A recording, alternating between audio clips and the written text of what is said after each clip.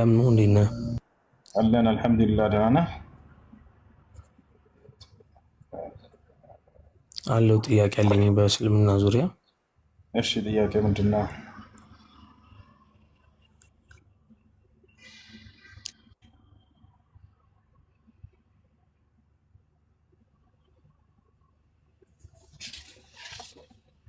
እሺ ስም አውጣለት እያሉኝ ነው።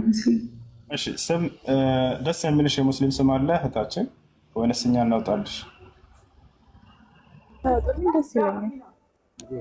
እሺ ሱመያ ወይንም ሐያት ወይንም ኢክራም ወይንም ኢልሃም ወይንም አህላም የትኛው ደስ ይላል? ሐያት ይሁን? እሺ እናንተ ካላችሁ እናንተ ባላችሁት ስም እስማማለሁ። አይ ሐያት ነው። መርሐባ። እሺ ጥያቄ ምን ነበር ወገናችን?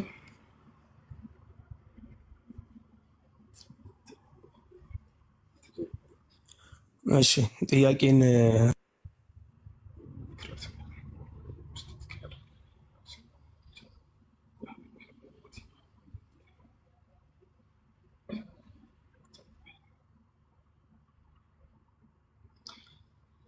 يحمل في طياته معاني الدفاع عن الوطن وحمايته وتعزيز استقراره وفتح آفاق ازدهاره كما يحمل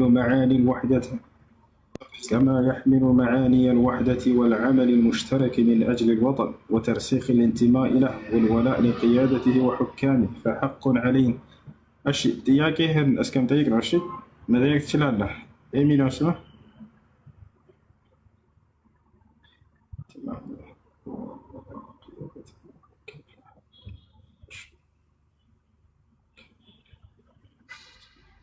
አይሰማም? ይሰማል። ጠይቃ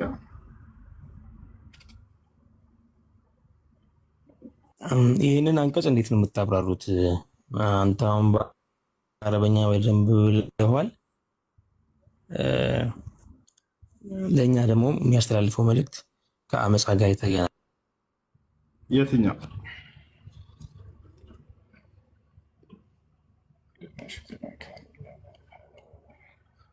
ولأرضه وسمائه حماة هنيئا لهم بشرى نبيهم صلى الله عليه وسلم حين قال عينان لا تمسهما النار عين بكت من خشية الله عين لا وهنيئا لهم هذا الأجر العظيم الذي وعد عليه الصلاة والسلام. ألا أنبئكم بليلة أفضل من ليلة القدر؟ نزين عنك يتني عنك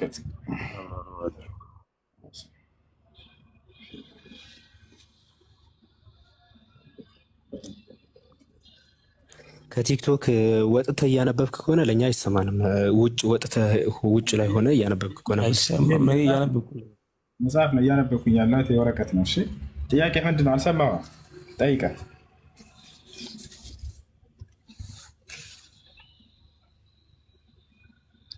አሁን ሁለቱን አንቀጾች ያነስ አልተሰማም። ወገናችን ጥያቄ ምንድን ነው? ከሆነ አልሰማም። ተቆራርጦ ነበር። አልሰማም። ግብርን እስኪ በእጃችሁ እስኪሰጡ ድረስ አመፅን ያበረታታል፣ መግደልን ያበረታታል። በእስልምና የማያምኑትን ሰዎች ይሄ በእናንተ ዘንድ እንዴት ነው የሚታየው? ሙሉ ጥያቄህን ጠይቅ። በእስልምና አስተምሮ በቁርአን ውስጥ የማያምኑትን ሰዎች አንድ የምታደርጉበት መንገድ ትክክል አይደለም ብዬ ነው የማምነው። እና አንደኛ በእናንተ አገላለጽ እንዴት ነው ይሄም ሊብራራ የሚችል ምን ማለት ነው የሚለው እንድታብራራልኝ። ሁለቱን አንቀጾች አሁን አንብቤልህ ነበርና ከሰማኝ አንደኛው ነው ሀሳብን ሰምቼ ያለ የት እንደሚገኝ አንቀጸው ካለህ ችግር የለም። አንደኛ በመጨረሻ በአላህና በመጨረሻው ቀን የማያምኑትን ሰዎች ግብርን እስኪከፍሉ ምናምን የሚለው በእጃቸው ግብርን እስኪያስገቡ ድረስ በእናንተ እጅ እስኪሆኑ ድረስ የተሰማኝ አይደለም። በእርግጥ ኔትወርክ አስቸጋሪ ነው። ምን እናድርግ? ይሰማል? እሱን ለማለት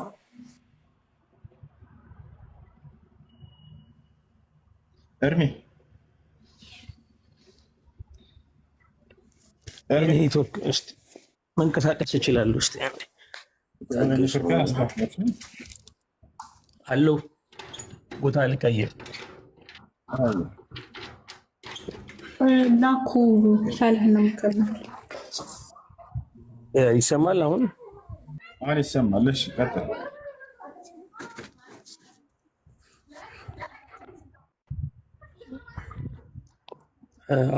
ያንን ልታብራራ ሊፈልግ ነው የመጀመሪያ። ሁለተኛ ደግሞ በሴቶች ዙሪያ ያለው ምልከታ በቁርአን ላይ ከወንዶች አንጻር ሲታይ አነስተኛ ግምት እንደሚሰጣቸው፣ ለዛም ደግሞ ማሳያ በቁርአን ላይ የተጠቀሰ አንድ ጥቅስ አለ። የአንድ ወንድ ምስክር እኩል የሚሆነው ከሁለት ሴት ጋር ነው ብሎ የሚገልጽበት መንገድ አለ። በሌላ በኩል ደግሞ ሴቶች ከወንዶች ጋር በማይስማሙበት ሰዓት እሱ የሚለውን ማታከብር ማትገዛ ለሱ ማትገዛ ከሆነ እስከ መደብደብ ድረስም የሚያበረታታ ጥቅስም አለ። አንተ ስለምታውቀው በደንብ ቦታውን አንስተህ በእነሱ ዙሪያ ማብራሪያ እንድሰጠኝ ይፈልጋሉ።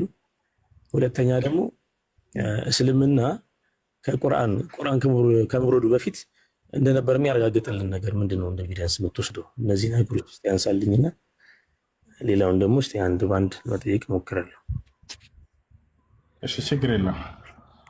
አምላክ አላህ ሱብሓነሁ ወተዓላ ምን ይላል? በሱረት ተውባ ላይ የመጀመሪያ የጠየቅከው ቃቲሉ ለዚነ ላ ዩእሚኑነ ቢላሂ ወላ ቢልየውም ልአኺር ወላ ዩሐሪሙነ ማ ሐረመ አላሁ ወረሱሉሁ ወላ የዲኑነ ዲነ ልሐቅ ሚነ ለዚነ ኡቱል ኪታበ ሐታ ዩዕጡል ጅዝየተ ዐን የዲን ወሁም ሳጊሩን ይላል። እዚህ ቦታ ላይ ያላመኑ ሰዎችን ግደሏቸው አይደለም እያለ ያለው፣ ያላመኑ ሰዎችን አይደለም፣ እነዚያ በአላህ የማያምኑ ሰዎችን ቃቲሉ ለዚነ ላ ዩእሚኑነ ቢላህ ወላ ቢልየውም ልአኺር አለ።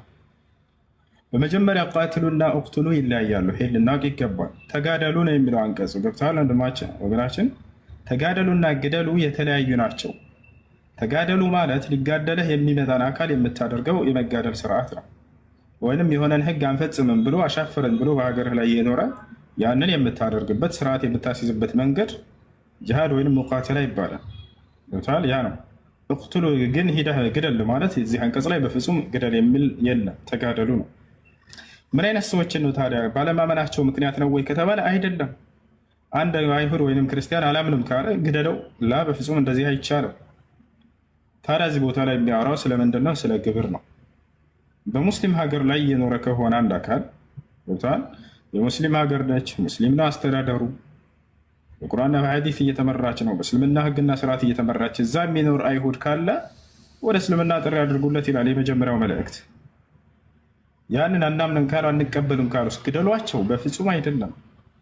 ግብርን ይክፈሉ ይላል። ያ ማለት እዚያች ሀገር ላይ እስከኖረ ድረስ ቦታቸው አለ አይደል? እዚያች ሀገር ላይ እስከኖረ ድረስ ግብር ይከፍላል።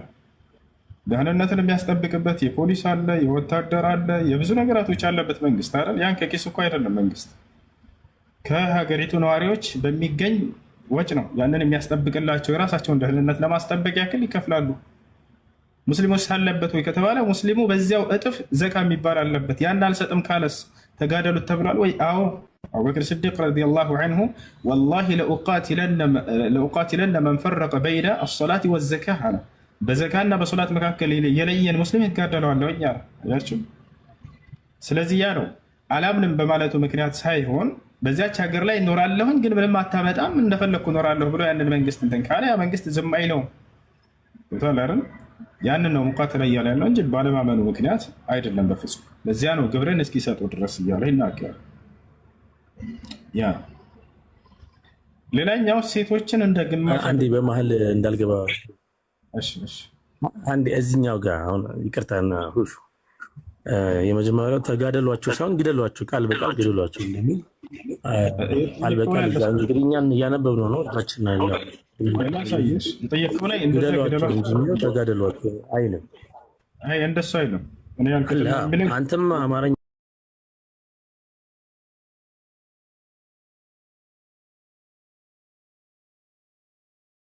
ችግር የለው ላታለሁ ግብርን እስኪከፍሉ ድረስ የሚለው አንቀጽ ላይ ግደሏቸው ነው የሚለው እንጂ ተጋደሏቸው አይደለም ብሏል። እንመለከተው። ግብር አይደለም ግብር የሚከፍሉ እስኪከፍሉ ድረስ የሚለው ጋር ሳይሆን የመጀመሪያ ያነሳው አንቀጽ የቁርአን እዛ ጋር ነው እየተናገርኩኝ ያለሁት 9:5 ላይ እሱን አይደለም እየተናገርኩኝ ያለሁት 9:5 ላይ የመጀመሪያውን እሱ ላይ አልመጣንም እያልኩህ ነው። አሁን እየጠየቀኝ ያለኸው ስለ ግብር ስላለበት ነው። ግብርን እስኪከፍሉ ድረስ የሚለው ላይ እያነሳሁኝ ነው። በሱ ላይ ግደሏቸው ሳይሆን ተጋደሏቸው ነው የሚለው። ሁለቱንም አያይዤ ስላቀረብኩ ነው እኔ። ልክ ነህ። እሱ በእርግጥ ሁለቱንም ጥቅስ አያይዤ ስላነሳሁት እኔ እሱ ሌላ ምክንያት አለው። እሱ ሌላ ምክንያት አለው። የአሁኑን ግን ላሳየህ። ግደሏቸው ሳይሆን ተጋደሉ ነው የሚለው። ግደሉና ተጋደሉ በጣም ይለያያሉ። አይደል? ስለዚህ የአሁኑ ላይ እኔ ከተባለ ቃቲሉ الذين لا يؤمنون بالله ولا باليوم الآخر ولا يحرمون ما حرم الله ورسوله ولا يدينون دين الحق የሚለው ያው ተጋደሉ እንደሚል ላሳየህ። ግደሏቸው ሳይሆን ተጋደሏቸው ነው የሚለው። ይሄኛው ነው ሁለተኛ ያነሳው ማለት ነው። ይታያል።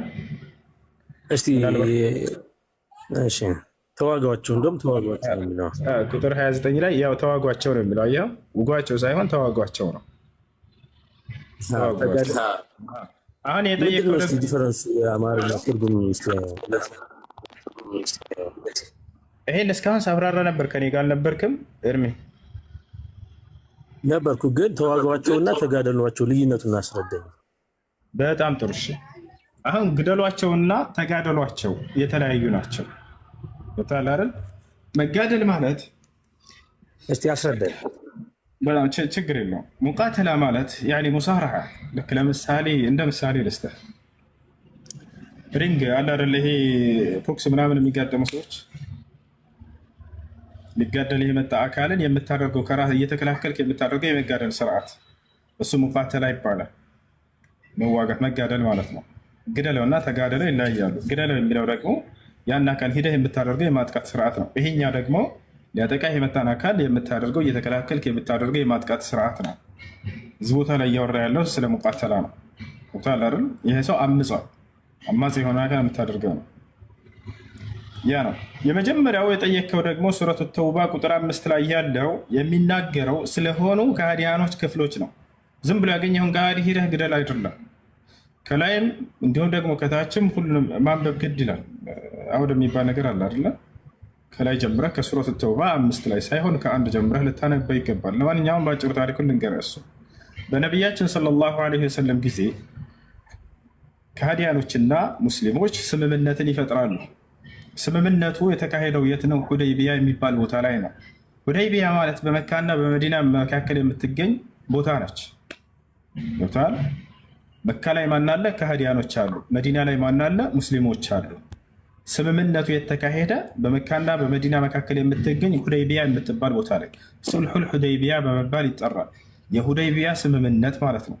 የተፈጠረው ስምምነቱ ምንን መሰረት በማድረግ ነው ከተባለ ላንዋጋ የሚል ነበር። ከሙስሊሞችም ከካህዲያኖችም የሆኑ አካሎች ተውጣጡና መካከል ላይ ተገናኙ፣ ስምምነትን ፈጸሙ፣ ቃል ፈጸሙ፣ ቃል ኪዳን ተፈጸሙ። ምን ላለመዋጋት ሙስሊሞች ይሻሉ። አላህ በቁርአን ላይ ወኢን ጀነሑ ሊሰልሚ ፈጅነሕ ለሃ ብሎ አዘዛቸው። ሙሐመድ ሆይ ለእርቅ ከወረዱ አንተም ለእርቅ ውረድ አላቸው።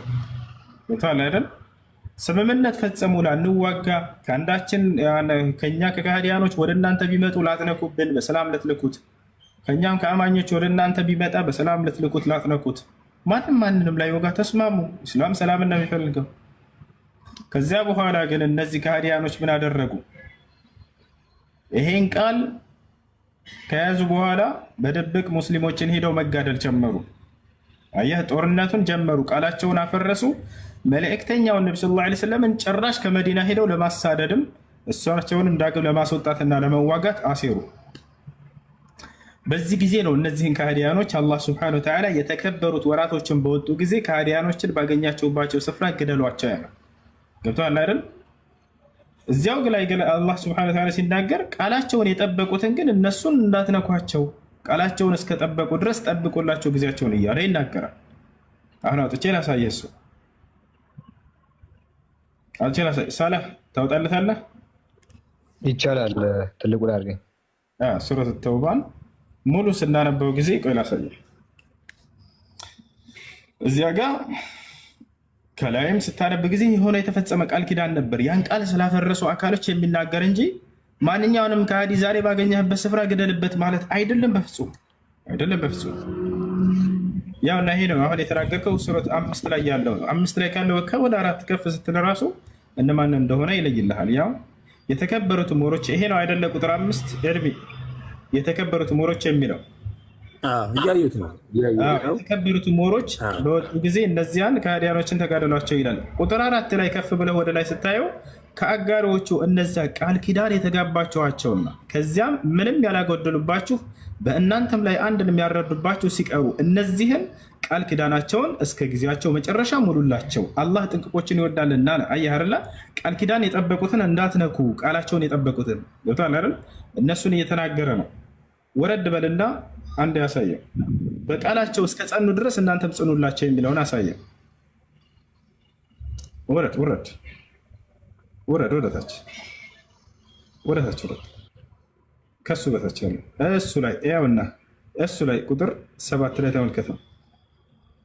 ቁጥር 7 ላይ ምን ይላል? ያው ምን ይላል? እነዚህ በቃል ኪዳናቸው ለእናንተ ቀጥ እስካሉላችሁ ድረስ ለእነርሱም ቀጥ በሉላቸው ይላል። አየህ አይደል? የተፈጸመ ቃል ኪዳን አለ።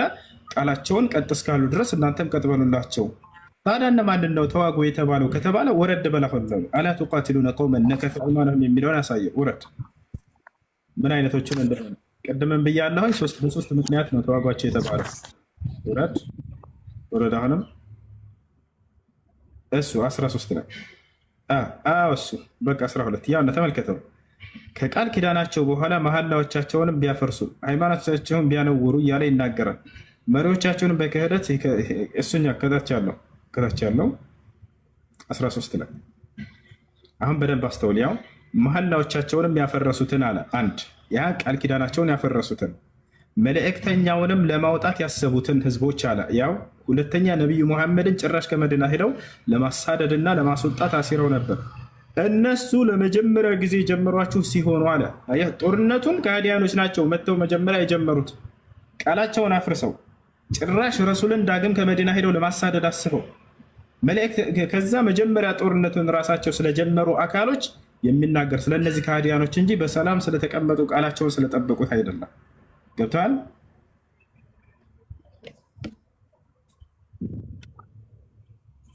እዚህ ጋር ማነሳው ሀሳብ መሰለህ ነብዩ መሐመድ ከመካ በመጀመሪያ እስልምና በሚያስተምሩበት ሰዓት ከመካ ያባሯቸዋል በሰዓቱ የነበሩ ሰዎች። ለምን? በአምልኮ ጣዖት የተያዙ ሰዎች ስለነበሩና እሳቸው ወደ መዲና ነው የሸሹት። መዲና ሆነው ግን የተወሰኑ ተከታዮችን ካፈሩ በኋላ ለነሱ ተከታዮች የሚያበሏቸው፣ የሚያጠጧቸው፣ የሚያለብሷቸው እንዳጡ ከዛም በኋላ ግን ይሄ ያ መስመር የንግድ መስመር ስለነበረ የመካ ሰዎች ብዙ ንግዶችን ሸቀጦችን ያጓጉዙ ነበርና ከነሱ በመዝረፍ ለራሳቸው በሚያደርጉበት ሰዓት ነው የመካ ሰዎችም ወደ መሐመድ ጥቃት ለመሰንዘርና ወደዚህ ጦርነት ውስጥ ሊገቡ የቻሉበት ምክንያት ማለት ነው። እነዛ ሰዎች ዝም ብለው ተነስተው አይደለም መዲና ሄደው ጦርነትን ያወጁ እነ መሐመድ ጋር ጦርነትን ያወጁባቸው። ለምን? የነሱን የንግድ መስመር በጣም ያቋርጡ ነበረ። እድሜ አሁን ለተናገርከው ማለት ይሄንን ጥቅስ አሁን መጽሐፏን እየገለጥኳት ነበረ። ማስረጃ ግድ ነው። በእርግጥ እኔ አንድ ስልክ ስለያዝኩኝ አውጥቼ ወይም የምመጣ አይነት ነገር ካልሆነ በስተቀር መጽሐፉን እየገለጥኩ ነበርና ስላልተመቸኝ ነው። ያ ነው አንድም የመካ ሰዎች ጦርነት ውስጥ የገቡት የነሱን የንግድ መስመር በጣም ስለሚያስተጓጉሉ ስለነበር ነው። ትንሽ ጊዜ በሰጠኝ ደግሞ ሌላ ወጥቼ መግባት የምችል ከሆነ እነሱንም አንስቼ ብናወራ ይችላል። አሁን የገለጽክበት መንገድ እነሱን ከሆነ የሚመለከተው ግደሏቸው ምን ብሏቸው የተባሉ ለነሱ ነው ካልከኝ ግን የነገሩ መነሻ ሲጀመር የዛን የንግድ መስመር በማስተጓጎል የተነሳ ችግር ስለነበረ ያም ቢሆን እስልምና የጂሃድና የጦርነትን መንገድ ያበረታታ ያስፋፋል የሚለውን የሚያጠነክር ነገር ነው አሁን እያነሳ ያለው ለማለት ነው። ኢስላም እንደሱ አይደለም። ቃል ኪዳን ፈጸሙ እያልኩህ ነው። የሰላም መሰረት ነው እንጂ ነው ኢስላም። ቃል ኪዳን ፈጸሙ እያለ ሙሐመድ ሆይ ለእርቅ ከወረዱ አንተም ለእርቅ ውረድ እያለ ቃል ኪዳን ፈጽመው ነበር ላይ ዋጉ አንዋጉ። ልክ ነህ። አሁን ምንድነው ተረጋጋ። ልክ ነህ። እሱን ሀሳብ እሺ አንዴ በኋላ ቃላቸውን አፍርሰው መዋጋት ጀመሩ። አየህ አይደለም? ከዚያ በኋላ ነው ጦርነቱ የመጣው። ነቢያችን ሰለላሁ ዐለይሂ ወሰለም እንዳውም ቃል ኪዳኑን የጠበቀን ከሃዲ የገደለ ገነት አይገባም ብለው ተናግረዋል። ሐዲስ ላይ ምን አሉ? መን ቀተለ ሙዓሀደን ለም የሪሕ ራኢሐተል ጀና፣ ከእናንተ ጋር ቃል ኪዳን ያለውን ከሃዲ የገደለ ሰው የጀነትን ሽታ አታገኟትም ብለው ነግረውናል። አየህ አይደል? በሌላ ቦታ ላይ ነቢዩ ሰለላሁ ዐለይሂ ወሰለም ምን አሉ? ላ ተተመነው ሊቃአል ዐዱው አሉ ወሰሉላህ አልዓፊያ፣ አደራ ከጠላት ጋር ተገናኝታችሁ መፋለምን መዋጋትን አትመኙ አሉ። ይልቁንስ አላህ በእናንተ በእነርሱ መካከል ሰላምን እንዲያሰፍን ለምኑት፣ ተማጸኑት አሉ። እነዚህ ሰዎች ግን መጥተው ጀመሯችሁ እያለ እኮ ነው። አላ ቱቃቲሉነ ቀውመን ነከሱ አይማነሁም ወሀሙ ቢኢኽራጅ ረሱል ወሁም በደኡኩም አወለ መራ አለ። እነርሱ መጥተው ጦርነትን የጀመሯችሁ ሲሆኑ አለ እነሱ መጥተው ባይጀምሩ ኖሮ ጫፋቸውን እንዳትነኩ ብሎ እየከለከለ ነው ኢስላም።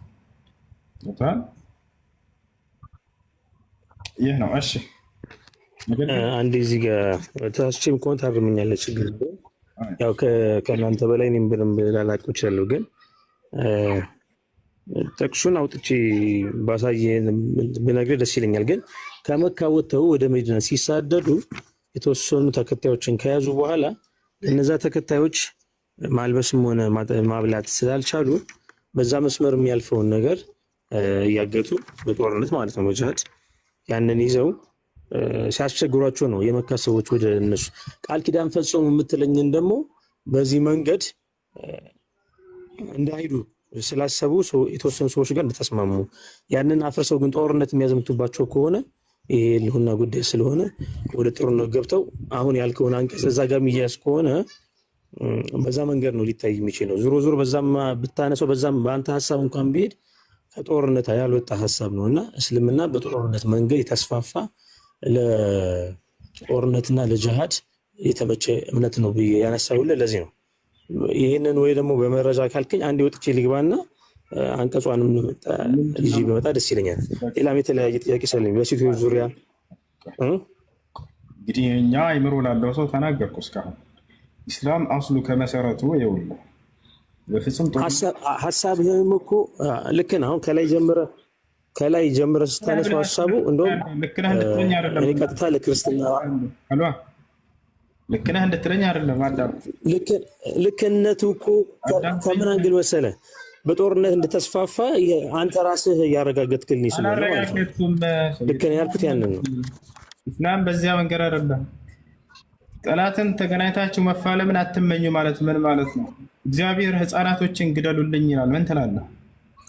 ሽማግሌን ግደሉልኝ፣ ካልገደላችሁልኝ በቃ ሰላም የለኝም። አልገድልም ያለውን አካል ተቀየመው፣ አዘነበት በጣም እና አውጣለት አንዴ ሳላ እንደሱ ከሆነ የምትፈልገው ና አንደኛ ሳሙኤል ምዕራፍ 15 ቁጥር 3 ላይ አውጣ። ህፃናቶችን ግደሉ የሚል አምላክ ይዘህ ሴቶችን ግደሉ፣ ሽማግሌን ግደሉ እያለ ጨፍጭፏቸው፣ አንድ እንዳትተው አንድ እንዳታስቀሩ አለ።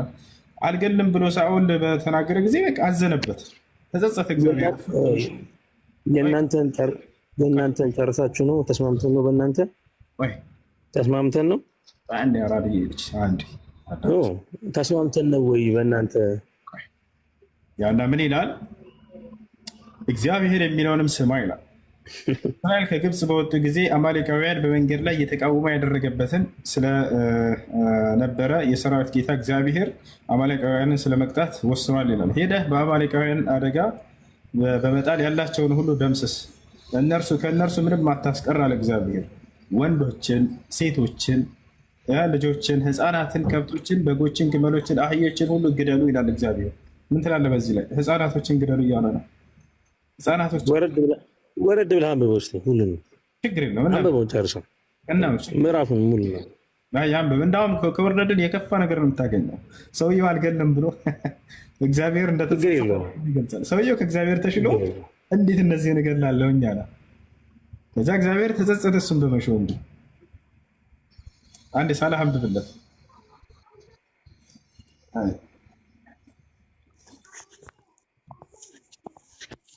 ሰው ከእግዚአብሔር ይሻላል እንዴት እገላለሁ እንስሳ ብሎ አዘነ ሰውየው። እግዚአብሔር ለምን አልገደልክም ብሎ ተጸጸተ። አንብብለት ሙሉ። ኦኬ እንደዚህ ይላል። እግዚአብሔር ነው የሚያዘው ሙሉ ምዕራፍ ከላይ ጀምራችሁ ያላቸውን ሁሉ ፈጽማ አጥፋ፣ አትማራቸው። ወንዱን፣ ሴቱን፣ ብላቴናውን፣ ሕፃኑን፣ በሬውን፣ በጉን፣ ግመሉን፣ አህያውን ግደል። ሳኦልም ሕዝቡን ጠርቶ በጌልጋላ ቆጠራቸው። 200,000 እግረኞች ከይሁዳም 10,000 ሰዎች ነበሩ። ሳኦልም ወደ አማሌቅ ከተማ ወጣ፣ በሸለቆውም ውስጥ ተደበቀ። ሳኦልም ቀሌዋውያን ተነስታችሁ ሂዱ፣ ከግብፅ በወጡ ጊዜ እስራኤል ልጆች ቸርነት አድርጋችኋልና ከአማሌቅ ጋር እንዳላጠፋችሁ ከመካከላቸው ውረዱ አላቸው። ቄናውያንም ከአማሌቃውያን መካከል ሄዱ። ሳኦልም አማሌቃውያንን ከአውላድ ጀምሮ በግብፅ ፊት እስካለችው እስከ ሱር ድረስ መታቸው። ከላይ ያሉትም ማለት ነው። የአማሌቅንም ንጉሥ አጋግን በሕይወቱ ማረከው። ሕዝቡንም ሁሉ በሰይፍ ስለት ፈጽሞ አጠፋቸው፣ ጨረሳቸው። ምን ትላለህ? በእግዚአብሔር ትእዛዝ መሰረት በእግዚአብሔር ትእዛዝ መሰረት የተጸጸተበትን ደግሞ አሳየው። እንስሳቶችን አልገለም ብሎ እግዚአብሔር መጨረሻ ላይ እንዳለ አጠፋቸው። ቁጥር ስንት?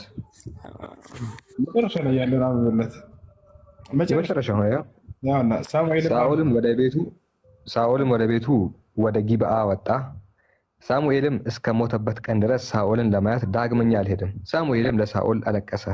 እግዚአብሔርም በእስራኤል ላይ ሳኦልን ስላነገሰ ተጸጸተ። ምን መሰለህ ሁሱ፣ ይሄ አይገርምም? ለምን መሰለህ?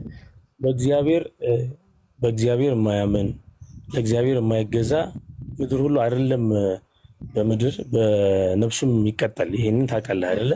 ይሄ ደግሞ የነበረው በኦሪት ስርዓት የነበረ ስርዓት እንጂ በሐዲስ ኪዳን የጸና ስርዓት አይደለም። አንድ ሁለተኛ የሳኦልና የቤተሰብ በዚህ ይሄ ሁሉ የተፈጸመባቸው ሰዎች እየሰማኝ ነው። እግዚአብሔር አልታዘዝም ያሉ የነቢዩን ትእዛዝ ያልፈጸሙ የእግዚአብሔርን ቃል ያልፈጸሙ ለምን ሰዶምና ገሞራ እኮ ሙሉ እኮ ከተማው በሳት ጠፍቷል። ያንን ምን ልትለው ነው? እስኪ ያስረዳኝ። የሎጥ ቤተሰብ ብቻ ሲቀር ቁርአን ላይ የምትጻፈ ነው አይደለም? በሎጥ ዘመን እኮ የነበሩት ሰዎች ሰማ አይደለም? አሁን ለምሳሌ በሎጥ ዘመን የነበሩ ሰዎች እኮ ሙሉ ከተማ ወጣቶች አይደለም። ወደሱ እንሄዳለን። ይሄ ትእዛዝ ነው። እግዚአብሔር ግደል አይደል? አዳምጠኛ አዳምጠኝ። በቁርአን ላይ የተጻፈውን አንድ ሀሳብ አለ። እኛም እናንተም ሸር የምናደርገው የሎጥን ቤተሰብ የአብርሃም ቤተሰብ ሁላችንም እንቀበላለን አይደል? ሎጥና ቤተሰቦቹ ግን ሲቀሩ ሙሉ ከተማ እኮ ነዷል። እዛ ከተማ ውስጥ ህፃን የለም አለ የሚል ካለ ቁርአን ላይ ታሳየኛለህ። እዛ ከተማ ውስጥ ህፃን የለም ወይ? ታሳየኛለህ። ችግር የለውም እቀበላለሁ። ታሳየኛለህ። እዛ ከተማ ውስጥ ህፃን የለም ወይ? ሴት የለም ወይ? አረጋዊ የለም ወይ? ያንን ምን ልትለው ነው? ቁርአን ላይ ችግር የለውም። ታሳየኛለህ። ወላሂ ችግር የለውም። አብሽር። ህፃን ልጆችን ገድሏል አላህ የሚል ካለ ያንን ስትመልስ አሁን ያነሳኸው ነገር ግልጽ ይሆንልሃል። ገብቶሃል? ችግር የለውም። ይሄን እሄዳለሁ ወደ ቁርአን። አሁን በምን ምክንያት ይሄ ቃል ተጻፈ? ህፃናቶችን ገደለ የሚል የለም። አሁን አዳምጥ። ህፃኑን ግደል እያለ ይናገራል እዚህ ጋር። እግዚአብሔር ህፃናቶችን ግደሉ ብሎ የሚያዘው ምን ኃጢአት ሰርተው ነው እነዚህ ህፃናት ልጆች? የአረበኛው ላይ ብታዩት ወሩዳ ይላል። አይናገሩም። ሰዶም እና ገሞራ በሳት ጠፍታለች አልጠፋችም? ቁርአን ላይ ያለ የለም? ይሄ ትእዛዝ ነው። ቆይ አንዴ እግዚአብሔር ህፃናቶችን ግደሉ ይላል። አዳምጠኝ፣ ይሄንን መልስልኝ። ቆይ ሰዶም እና ገሞራ በሳት ጠፍታለች አልጠፋችም? እሱን ነገር እሺ፣ አሁን ልመልስ እኔ ታኛለህ። አዳምጣለሁ፣ ግን አንተም ይሄንን ሀሳብ የምትረዳው አሁን ያነበብክልኝ ሀሳብ የምትረዳው በሰዶምና በገሞራ ከተማ ውስጥ ህፃናት አሉ፣ ቤቶች አሉ። ግን ያ ለመዓት የተላከ መጥፋት የነበረባቸው እንደዛ አይደለም። ይሄ እንደዛ ሳይሆን ይሄ ትእዛዝ ነው እያልኩህ ነው። እዚህ ጋር ህፃናቶችን ግደሉ ይላል። በእስልምና ያለው ያኛውም እኮ ትእዛዝ ነው። መላእክት እኮ ተልከው ነው ታዘው እኮ ነው ያጠፉት እኮ። አንዴ ላውራ ድምፅ ስጠኝ። አንተ ህፃናት ነው እንደ ነገር ሙሉ ከተማ እኮ ጠፍቷል። እናረጋጋው። ኤርሚን አንዴ ኤርሚ ይሰማሃል? ይሰማሃል ኤርሚ? ይሰማኛል ግን ማለት ነው። ይህን ሀሳብ ተረዱኝና ሌላ ብተን ሊዳ ገደለ የምትለው አንዴ ተረጋጋ። አንዴ ተረጋጋ ኤርሚ። አንዴ ቅድም አንተ እዛ ጥያቄ ያነሳ ሁሱ የትም ሳይሄድ እዛ ቦታ ላይ ሆኖ አውዱን እየጠቀሰ አስረዳ። ከዛ ደግሞ ሁለተኛ ጥያቄ ጠየቀ። አንተም ደግሞ እዚህ ላይ ትቆምና ቆይ አንዴ ተረጋጋ። ቆይ አንዴ ኤርሚ ቆይ እስልምና በጅሃድ ይስፋፋል። አንዴ ኤርሚ አንዴ ተረጋጋ። እሱ አስረዳ። ቅድም ረጅም ሰዓት ወስዶ አንተ ደግሞ እቺን ፓርት አስረዳ። ኤርሚ አንዴ መልስ ከሌለ የለም ማለት እኮ ይቻላል። ከዛ ወደ አንተ ጥያቄ መሄድ ይቻላል። አሁን እዚህ ላይ አንተ እዚች ፓርት ላይ ያለችው ደግሞ በቃ አውዱ ላይ አሳየን። ይሄው እየጠየቁ ህፃናት ለምንድነው እዚህ ክፍል ላይ እንዲገደሉ የታዘዘው? ይህንን መልስልን ስፔሲፊካሊ። በቃ እዚህ ጋር ቆመ ማለት ነው። መልስ ከሌለ የለም በለን። በቃ አብከሪ ነሽ አንዴ እኔ ስማኝ፣ ችግር የለውም። መልስማ ቤተክርስቲያን አላት፣ አብሽር እንዳታስብ። ግን ምንድነው መልስ ቤተክርስቲያን ካላት ወደ መልስ ወደ መልሱ ኤርሚ ወደ መልሱ እዚህ ጋር ያለውን ፓርት ህፃናት እንገደሉ ነው። ወደ መልሱ አውዱ ላይ መልሳ ጆሮ ያለው መስማትን ይስማ ይላል። አዳምጠኝ፣ ችግር የለውም አብሽር። እኔ ጥያቄ ሲጀምር የጠየኩት እስልምና በጅሃድና በእንትን ይስፋፋል፣ ስለሱ መልስ ስጠይቀው ወደ ይገባ ቆይ እሱን ጨረስን እኮ እሱን ጨርሷል። እዛ ጨርሰን እዚህ መተናል። አሁን እዚህ ላይ መልስ አለ፣ እዚህ ጋር መልስ ካለ ወደ መልሱ ነው መልስ አለ።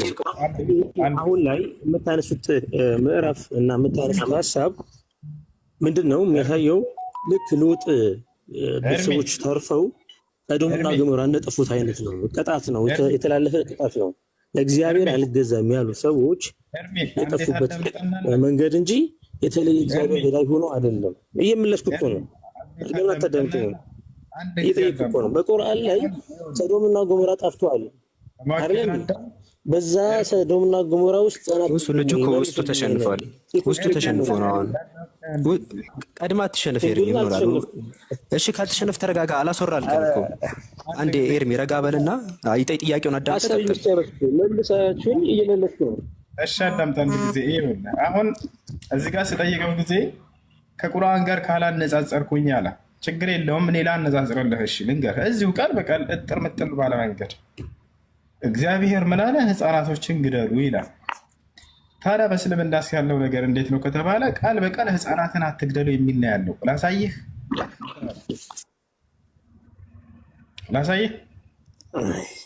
አትግደል እኮ ተብሎ ተጽፏልኛ። የኛም እኮ ኦሪት የሙሴ ህግ ላይ አትግደል ተብሎ ተጽፏል። ያ ምን ማለት ነው? ህፃናትን የግድ ማለት አለበት? እያሳየን ህፃናትን ግደሉ ይላል እግዚአብሔር።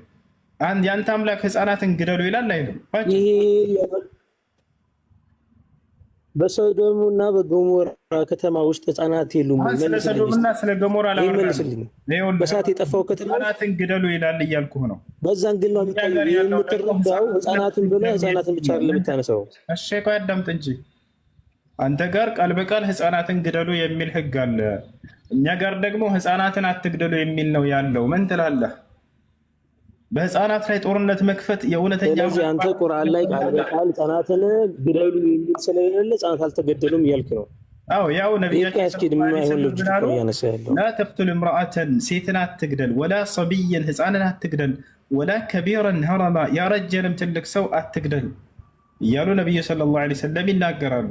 ያንተ እግዚአብሔር ግን ምን አለ? ህፃናቶችን ግደሉ፣ ወንድን አትግደሉ ይላል። አሁን ካነሳኸው የቁርአን አንቀጽ ውስጥ ወንድን አትግደል የሚል የለም። ስለዚህ ወንድን ግደሉ ማለት ነው። እንደዛ እኮ ማለት ነው። ህፃናት እያወራሉ። ኤርሚ አንዴ ያንተ አምላክ ህፃናቶችን ግደሉ ብሏል። ለሽ መውት ለጥፋል ህፃናቶችን ለምን ግደሉ ይላል? ጥፋታቸው ምንድነው? እነዚህ ህፃናት ልጆች ህፃናትን መግደል የትክክለኛ አምላክ ባህሪ ነው። ሙሉ ከተማ ሲጠፋሽ አንድ ጥያቄ የኔን ጥያቄ ኤርሚ ይኸውልህ አንተ አሁን ወደዚህ እያልክ ነው፣ አባሮሽ ማለት ነው። ወዛ ጥቅስ ላይ ቆመ። ለምን አሁን እዚህ ክፍል ላይ ለምንድን ነው ህፃናትን እግዚአብሔር ገደሉ ያለው? ስፔሲፊካሊ የዚህ ምክንያት ብቻ ነገርን እዚህ ላይ ማለት ነው የተነሳው የመጽሐፍ ቅዱስ ክፍል ላይ ህፃናቶቹ ግደሉ ያለበት ምክንያት ምንድን ነው? ይህን ብቻ ነገር ልክ ሰዶምና ገሞራ ህፃናት እንደጠፉ ሁሉ ይህም ለቅጣት ታዞባቸዋል። ህፃናቶቹ እዚህ ለምንድን ነው የጠፉት? እዚህ ክፍል ላይ አንዴ እዚህ ክፍል ሰዶምና ገሞራ ሌላ ስቶሪ ነው። እዚህ ክፍል ላይ ይሄኛው እዚህ ክፍል ላይ እግዚአብሔር ገደሉ ያለው ለምንድን ነው? እዚህ ክፍል ላይ ይሄ ስለ ሰዶምና ገሞራ ነው የተወራ ያለው። የክፍል ሌላ ስቶሪ እኮ አይደለም። ይሄ ስለ ሰዶምና ገሞራ ነው የሚያወራው መጽሐፈ ሳሙኤል ምዕራፍ 15 ሌላ ስቶሪ አይደለም። አማለቃው ሙሉ የሚገልጻቸው አሃዛብ እንትን ናቸው። ስለ ሰዶምና ገሞራ ነው የሚያወራው የክፍል። ይሄ የሚያወራው ስለነሱ ነው። ስለ ሰዶምና ገሞራ ነው የሚያወራው። ይሄ ተመሳሳይ ነው እንዴ? ቅጣቱን ተመሳሳይ ቅጣትማ እኮ ለምን ተቀጡ ነው? እዚህ ክፍል ላይ የተቀጡት ሐሳቡ ሎጂክም አንድ አይነት ነው። በእግዚአብሔር አለመታዘዝ ኤርሚ ለምንድን ነው እዚህ ህፃናቶቹ እዚህ ጋር ምን አጥፍተው ነው? ህፃናቶቹ እዚህ ክፍል ላይ ምን አጥፍተው ነው ጥያቄያችን። እዚህ ክፍል ላይ መጽሐፈ ሳሙኤል ምን አጥፍተው ነው? እዚህ ክፍል አንድ ዛፍ እኮ ስትቆርጥ ፍሬዎቹም አብረው ይወርዱ ነው። ስማ አዳምጠኝ። አንድ ዛፍ ስትቆርጥ ከነፍሬው እዚህ ክፍል ላይ ህፃናቶቹ ምን አጥፍተው ነው? እዚህ ላይ ጥፋታቸው ምንድን ነው? ህፃናቶቹ እዚህ ክፍል ላይ የህፃናቶቹ ምክንያት ንገርን። ያንን መልስ ደግሞ ቁርአን ላይ ታገኘዋለህ አልኩ። ሰዶምና ገሞራ ምን ከተማ ሲያጠፋ ህፃናቶቹ ምን አድርገው ነው ያጠፉት? ምን አጥፍተው ነው? ያንን መልስ እኮ እያልኩ እኮ ነው። አባሮሽልም ኤርሚ አባሮሽልም ራስ ቤተክርስቲያን መልስ አላት አላልከንም? የቤተክርስቲያኗን መልስ መስማት ፈልገን እዚህ ጋር ህፃናቶች ምን አጥፍተው ነው እዚህ ክፍል ላይ በሰዶምና በገሞራ የጠፉት ህፃናት በቁርአን ላይ የተገለጹት ምን አጥፍተው ነው? ያንን መልስ እሱን እዛው ራሱን ችሎ ሌላ ጥያቄ ነው። እዚህ ጋር መልስልን። ያንተ ቤተክርስቲያኒቷ ቁርአን መመለስ ጀመረች እንዴ? በቃ ያ ነው መልሱ። ያ አይደለ አያገናኙም። እዛ ክፍል ላይ እዚህ ላይ መልስ በኮ ቤተክርስቲያኒቷ መልስ የላትም በለና ወደኛ እንመለስ። መፍትሄ ያላት እቺ መፍትሄ ካላት እዚህ ጋር መልሱን ንገረን። ይሄው እዚህ ጋር እዚህ ጋር ገሞራ የጠፉት ህፃናት ጥፋታቸው ምን ሆኖ ነው? ኧረ እባክህ እዚህ መጽሐፈ ሳሙኤል ላይ ጀለስ እዚህ ክፍል ላይ ቤተክርስቲያኒቷ ሳሙኤል መጽሐፍ ላይ መልስ የላትም።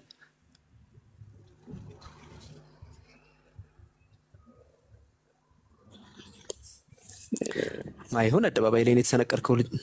በጣም ተዋዝኑት ግን እንደዚህ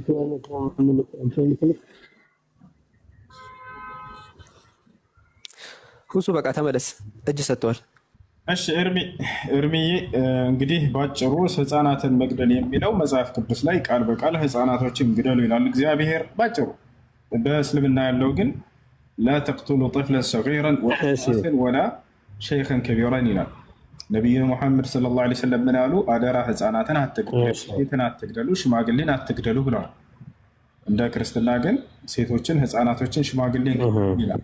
እንግዲህ ምርጫው ያንተ ነው። ያው እና እያሰመረልን ሐዲስ ላይ ነቢዩ ሙሐመድ ሰለላሁ ዐለይሂ ወሰለም ላ ተቅቱለን እምራአትን ወላ ሰብየን አሉ። ሴትንም ሆነ ህፃንን እንዳትገድል አሉ። ወላ ከቢረን ሀረማ ያረጀንም ሽማግሌን አትግደል አሉ። እኔ አንድ ጥያቄ ልጠይቅህና በቃ እወጣለሁ። ልትሆና ምን አለ መሰለህ፣ አሁን አንድ ስልክ ስለሆነ ያዝኩት መረጃም ማቅረብ እየሰጠሁ አይደለም። በእርግጥ ሎጂካል ቢሆን ተከራክሮክ ያለሁት ግን ለአንተ አንድ ጥያቄ ልጠይቅህ። በቁርአን ላይ ሰዶምና ገሞራ ያሉት ሙሉ ህዝብ ሲጠፋ ህፃናት የሉም ወይ? የነዛ ህፃናት ጥፋታቸው ምንድን ነው? ያንን መመለስ ከቻልክ እዚህ በመጽሐፈ ሳሙኤል ላይ ህፃናትን ግደሉ ተብሎ ተጽፏልና እግዚአብሔር ገዳይ ነው አትልም ነበርና በዛ ደረጃ ነበር የምትረዳው። ይሄ ራንደም ያሉ ህፃናትን ጨፍጨፉ የሚል እሺ፣ ለአንድ ልጨርስ። ራንደም በየመንደሩ በየሰፈሩ ያሉትን ህፃናት ግደሉ እንደማይል ይገባ ነበረ። ያንን እስቲ አስረዳኝ። ሰዶምና ገሞራ ላይ ቁርአን ላይ የጠፉ ሰዎች ህፃናት የሉም ወይ? ሴቶች የሉም ወይ? አዛውንት የሉም ወይ?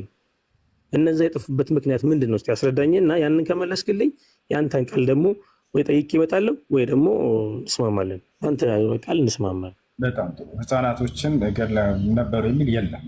ያው ባጭሩ እርሱ ካለ አሳየን። አንተ ችግር የለም ትልቁ ላይ ላድርግ። ስለዚህ ሰዶምና ገሞራ ላይ ህፃናት አልነበሩም፣ ወጣቶች ነበሩ ሙሉ የጠፉት ማለት ነው። ህፃናቶች ነበሩ የሚል አለ ካልከን አሳየን፣ ችግር የለም። ትልቁ ላይ ላድርግ።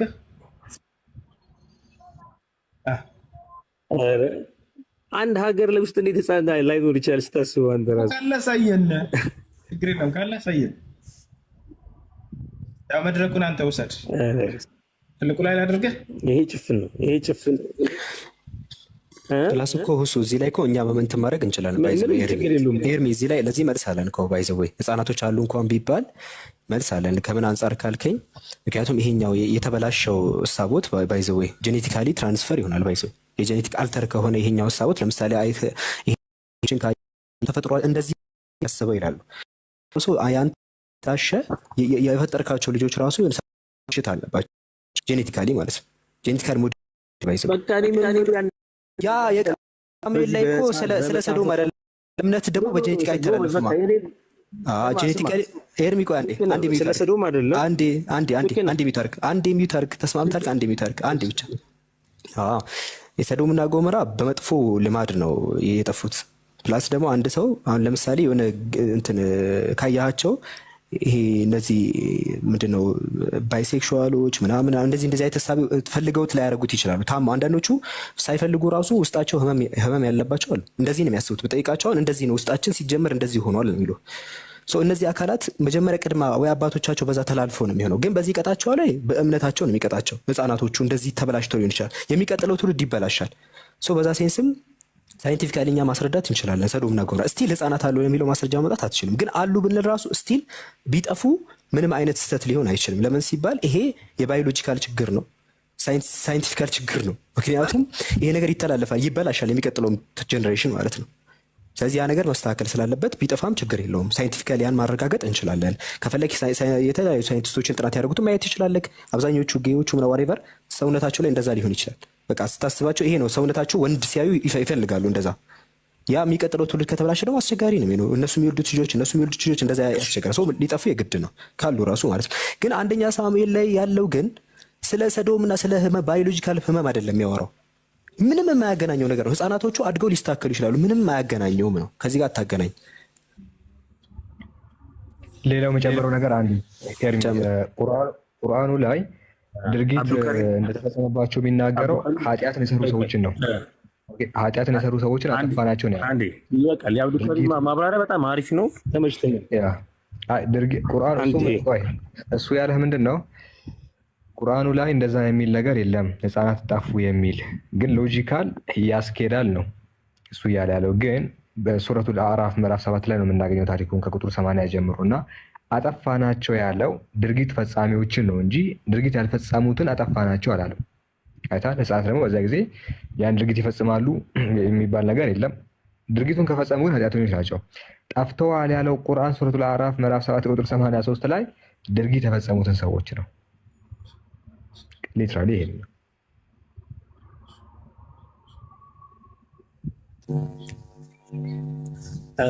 እኔ አንድ ሀሳብ ልስጥና እናንተ ናችሁ ባይዘው ወደዚህ ርዕስ ያስገባችሁ እንጂ ይሄ የርዕሱም ጉዳይ አልነበረም። ሲቀጥል ግን አብዱልከሪም በቃ የሚገርም ማብራሪያ ነው የሰጠኝ። የኔም ሀሳብ እሱ ነው። አማልቃውያን ተብሎ በመጽሐፈ ሳሙኤል ላይ የተነሱት ሰዎች በተደጋጋሚ ጦርነትን የሚያውጁ እስራኤልን የሚወጉ ጄኔቲካል ፕሮብሌም አይደለም። ማስረጃ ታመጣለህ? ሳይንቲፊካሊ ጄኔቲካል ፕሮብሌም አይደለም እኮ በቃ የሰዶምና ጎሞራ ግን ጄኔቲካል ፕሮብሌም። እኔ ማስረጃ ታመጣለህ? ማስረጃ እያብራራሁ ነው አይደል እኮ ማስረጃ ያስፈልገዋል። አሁን የተናገርከው ንግግር ማስረጃ ያስፈልገዋል። ጄኔቲካል አይደለም አልኩ፣ ተቀበልኩ። በቃ ጄኔቲካል ካልሆነ ከኔ ማብራሪያ ጋር አይገናኝም። በቃ ጄኔቲካል ፕሮብሌም ካልሆነ ሊያጠፋቸው አይገባም። አዳምጠኝ። አንተ እንደውም የሁሴንን የእሱን ማብራሪያ በደንብ ነው ፉርሻ ያደረክልኝ። አመሰግናለሁ። በጣም የማመሰግነው እነዚህ ሰዎች ብዬ የተነሳሁት ኤርሚ አንዴ ኤርሚ እኔ የተነሳሁት መጽሐፉ ላይ ህፃናቶች ጠፉ የሚለውን ነገር ጭራሽ የለም። ግን አለ ብን ራሱ ስቲል ፖሲብል ኤክስፕላኔሽን አለው። ምክንያቱም ሳይንቲፊካሊ ሰፖርት ቢሆን በሚለው ራሱ ብንሄድ ኤርሚ አንዴ ኧረ በፈጣሪ አሉ። ቆይ አሁን እኮ ሳላህ ነገር አንዴ ተረጋጋ። አንደኛ አለ ለሚለው ማስረጃ ማምጣት አትችልም። ቢኖር እንኳን ጥያቄ መሆን አይችልም እኮ ተረጋጋ። አንዴ ተረጋጋ። ቢሆን ራሱ ኧረ በፈጣሪ ማዳመጥ ትችላለህ ኤርሚ? አንዴ የምታዳመጥ ከሆነ ኢቭን ቢሆን ራሱ የሰዶምና ጎሞራ ፕሮብሌም ጄኔቲካል ፕሮብሌም ነው።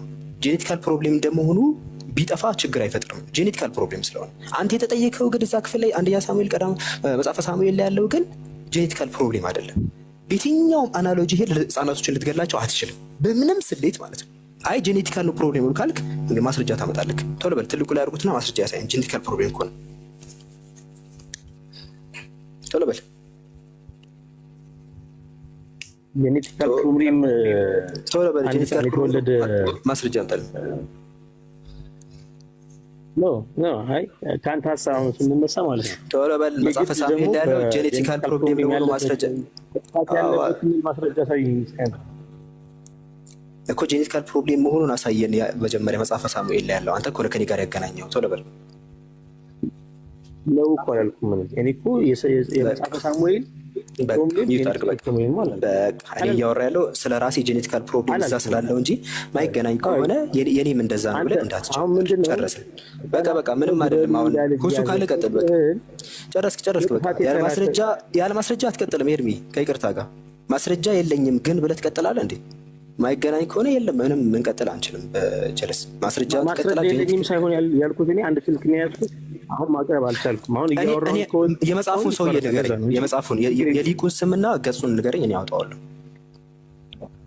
የስኮላሩን የአስተማሪያችሁን ወይም ደግሞ የሊቃውንታችሁን መጽሐፉንና ገጹን ንገረኝ፣ እኔ አውጣላለሁ።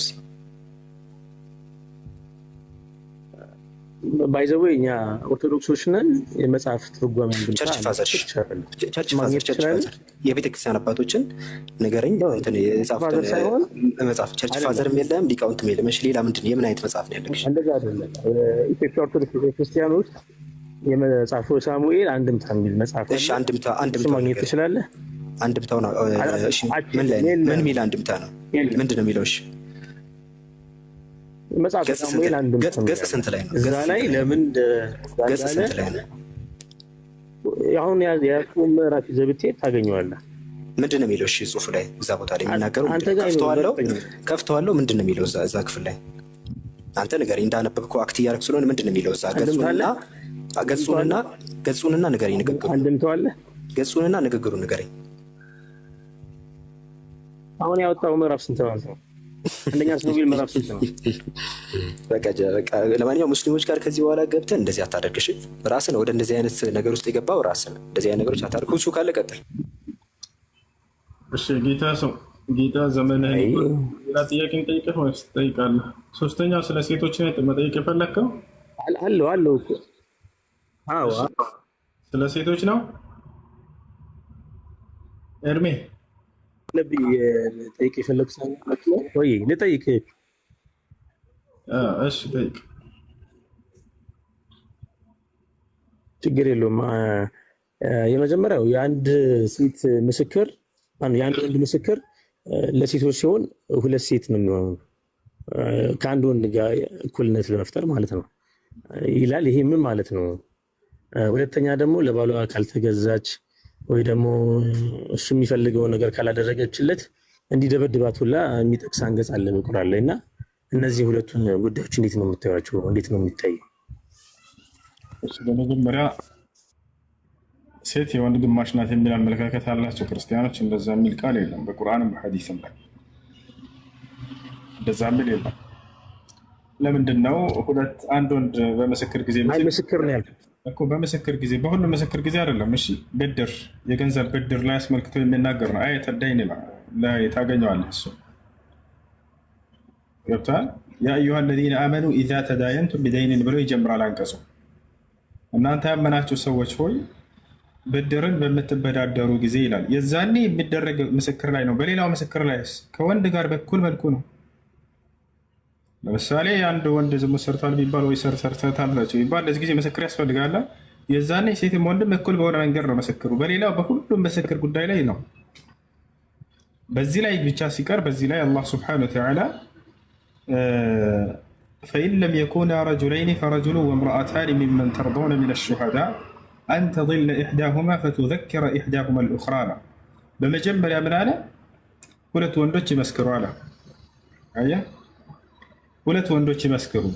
ለምን ሁለት ተባለ? ጎደሎ ስለሆነ ነው ሁለት ሊሆን የተባለው? ላ ጎደልና አይደለም። ስለ ጎደልነት አያወራም፣ ስለ ግማሽነት አያወራም። እንደ አጠቃላይ አንድ ወንድ ከሌለ ሁለት ሴቶችና አንድ ወንድ ይሆኑ አለ። ለምን ጎደሎ ስለሆነ አለ አላለም። የወንድ ግማሽ ስለሆነች አለ አላለም። ታዲያ ምንድን ነው ያለው? አንዷ ብትረሳ ሌላኛዋ እንድታስታውሳት አለ። ስለ መርሳት ነው የሚናገረው። ገብቶሃል አይደል? አንዷ ብትረሳ ሌላኛዋ እንድታስታውሳት ዘንድ አለ። ከዚህ አንጻር ነው እሺ፣ ስለ መርሳት እንጂ የሚናገረው አንቀጹ ስለ ሴት ግማሽነት ስለ ጎደሎነት አይደለም። ብዙ ጊዜ ሐዲሱን በተሳሳተ መንገድ ሰዎች ይፈስሩታል። ሴት ልጅ አይምሮ ጎደሎ ናት እያሉ ሲፈስሩ ሰምታችሁ ታውቃላችሁ? ስህተት ነው። ነቅስ የሚለው የግዴታ መጉደል ብቻ አይደለም። ነቅስ ማነስም ይሆናል መጉደልም ይሆናል። በእርግጥ ልክ እንዲሁ ደግሞ መርሳትም ይሆናል። ታዲያ ስለምንድን ነው የሚያወራው ከተባለ በዚህ ሐዲስም ላይ ሆነ በቁርአኑ ላይ የተያያዘ ነው። ስለ መርሳት ነው የሚያወራው። አንዷ ብትረሳ ሌላኛዋ እንድታስታውሳት ሁለት ሴቶች ይመስክሯል። አላህ ስለ መርሳት ነው የሚናገረው። ገብቶሃል አይደለ? መርሳት ታዲያ የሚያስወቅስ ነው ወይ? አይደለም። እየተወቀሰች አይደለም በዚህ ነገር ላይ እንዳውም በጣም እየተወደሰችበት ነው። እንዴት ከተባለ አውጣውና ብናነበው ደስ ይለኛል። አይተደይን ላይ አንዷ ብትረሳ የሚለውን ሌላኛዋ እንድታስታውሳት ነው የሚለው እንጂ አላህ ጎደሎ ስለሆነች የወንድ ግማሽ ስለሆነች አላለም። አውጣለት ሰላህ እንዲ አይተደይን የመጨረሻ እኔ ጎደሎ ናት ምናምን የሚል አለ አላልኩም። የወንድ ግማሽ ናት እያልክ ያለሁት እኔ የአንድ ወንድ ምስክርነት በሁለት ሴት ምስክርነት ነው የሚጫነው አይነት ነገር ነው ሀሳቡና ያ እንዴት ነው የሚታየው ነው የሚለው ምዕራፍ 2 ከቁጥር 282 ላይ መስለኝ ሀሳብ ተናግራል። ቆይ አንዴ እንደዛ ብላል አትቀይር ሀሳብህን። እሱን እየመለስኩ ነው። ስለዚህ አሁን ስለ መርሳት ነው የሚናገረው እያልኩህ ነው።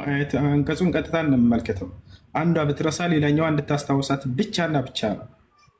ያ ደግሞ በደንብ እናስተውለዋለን። እንዳውም የእርሷን የሴት ልጅን ምን ያክል አዛኝ መሆኗን የተገለጸበት የሆነ አንቀጽ ነው። ለምን እንደሆነ ታውቃላችሁ?